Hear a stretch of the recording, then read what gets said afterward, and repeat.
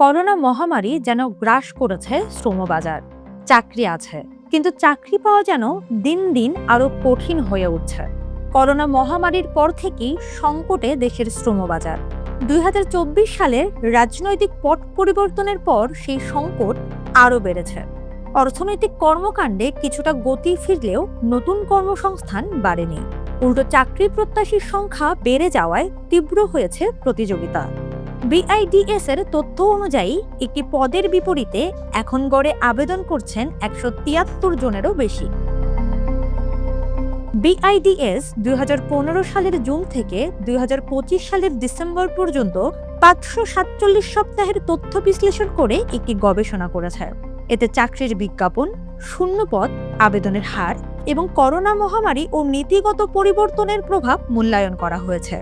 বাংলাদেশের শ্রমবাজারের চাহিদা যোগান ও অর্থনৈতিক থাকার প্রভাব শীর্ষক এই গবেষণার পূর্ণাঙ্গ প্রতিবেদন প্রকাশ হচ্ছে আজ বৃহস্পতিবার।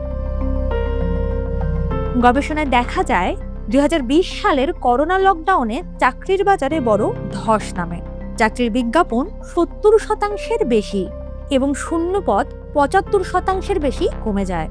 তবে আবেদন তুলনামূলক কম কমায় প্রতিটি পদের বিপরীতে আবেদন বেড়ে সর্বোচ্চ পর্যায়ে পৌঁছে। গবেষণা বলছে ওই সময় বাংলাদেশের চাকরির বাজারের সংকোচন যুক্তরাষ্ট্র ও যুক্তরাজ্যের তুলনায়ও বেশি বা সমপর্যায়ের ছিল। বাংলাদেশ পরিসংখ্যান ব্যুরোর বিবিএস এর তথ্য বলছে দেশে বর্তমানে বেকারের সংখ্যা ২৬,২৪,০০০।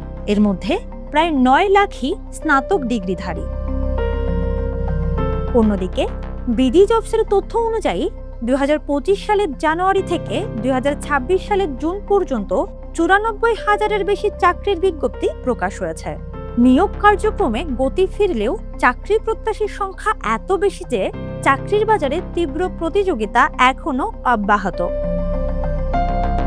Telecom and ICT policy advocacy প্ল্যাটফর্মের আহ্বায়ক এবং বিডি জবসের প্রতিষ্ঠাতা ফাহিম মাসরুর জাতীয় অর্থনীতিকে বলেন, উচ্চশিক্ষা প্রতিষ্ঠানগুলোতে গতানুগতিক বিষয়ের বাইরে হাতে কলমে কোনো কর্মমুখী শিক্ষা দেওয়া হচ্ছে না, যা শিক্ষার্থীদের পেশাজীবী হিসেবে গড়ে তুলতে ব্যর্থ হচ্ছে।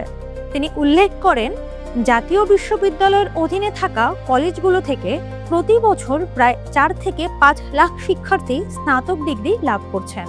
এদের একটি বড় অংশ বাংলা, ইংরেজি বা সামাজিক বিজ্ঞানের মতো বিষয়গুলোতে পড়াশোনা করছেন, যেগুলোর জন্য সরাসরি কর্মসংস্থান সীমিত। এই শিক্ষার্থীদের পাঠ্যক্রমের মধ্যেই যদি যানবাহন চালনা, রন্ধনশৈলী কিংবা মোবাইল ফোন মেরামতের মতো কারিগরি শিক্ষা অন্তর্ভুক্ত করা যেত, তবে তারা নিজেরাই নিজেদের কর্মসংস্থান তৈরি করতে পারতেন। যথাযথ কারিগরি জ্ঞান থাকলে তারা কেবল চাকরির উপর নির্ভরশীল না থেকে স্বনির্ভর হতে পারতেন। আপনিও কি মনে করেন নতুন কর্মসংস্থানের পাশাপাশি কর্মমুখী শিক্ষা বিস্তারই হতে পারে উচ্চশিক্ষিত বেকারত্ব কমানোর কার্যকর উপায়? আপনার মতামত জানান কমেন্টে।